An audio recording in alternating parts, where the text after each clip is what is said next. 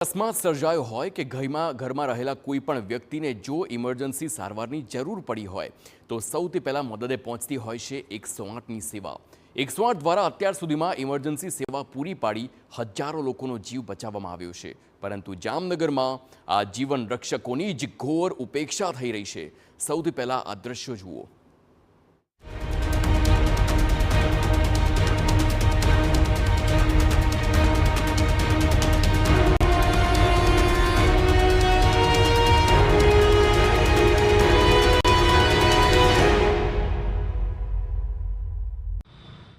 जी हाँ, आ घटना जामनगरमांथी सामे आवी छे। दृश्यों ज्यां जामनगर महानगरपालिकाना परिसरना छे, ज्यां पटांगणमां 108 एम्ब्युलन्सने ऊभी राखवामां आवी छे अने 108ना कर्मचारीओ पण आम खुल्लामां ज बेसवा मजबूर बन्या छे।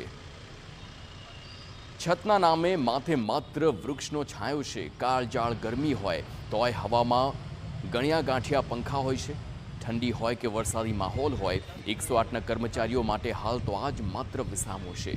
इमरजन्सी सेवा होय, 108ना कर्मचारीओ हमेशा स्टेन्ड बाय पर ज रहता होय छे, परंतु ज्यारे इमरजन्सी न होय त्यारे तेओ शांतिथी बेसी शके तेवी पण पालिकाना राजमां कोई व्यवस्था नथी।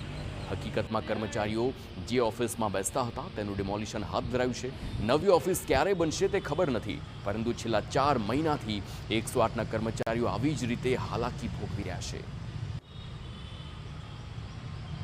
डेमोलेशन काम शुरू है। बिल्डिंग ने डेमोलेशन नबड़ी होवाथी डेमोलेशन काम शुरू है। अमने नवी बिल्डिंग बनशे तो अमने नवी ऑफिस फळावी देवामां आवशे। जेएमसी द्वारा कहेवामां आवेली छे। કેટલી કલાક બહાર બેસવું પડે? બહાર તો જ્યાં લગીને ડ્યુટી હોય ત્યાં લગીને બહાર જ બેસવું પડે છે। અહીંયા બહાર જ બેઠા હોય છે।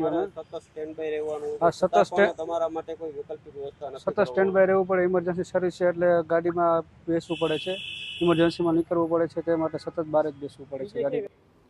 તો લોકોની જિંદગી માટે ખડે પગે રહેતા કર્મચારીઓ શાંતિથી ભોજન લઈ શકે તેવી પણ વ્યવસ્થા નથી।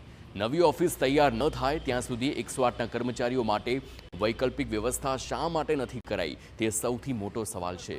વિપક્ષે શાસક પક્ષના લાલિયાવાડી સામે ગંભીર આક્ષેપો પણ કર્યા છે।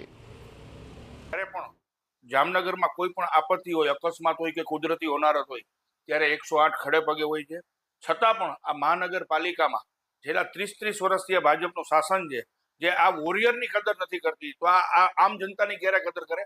તાત્કાલિક ધોરણે જે આપણા વોરિયર્સ છે તેના માટેની રહેવાની કે બેસવાની અને જમવાની સુવિધા ને જ્યારે સમય આરામ ન હોય ત્યારે આરામ કરી શકે તેની વ્યવસ્થા તાત્કાલિક ધોરણે કરવી જોઈએ।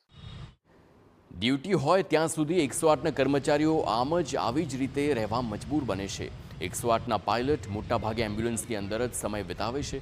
લોકોને રાહત આપતા વોરિયર્સને રાહત ક્યારે તે સૌથી મોટો સવાલ છે।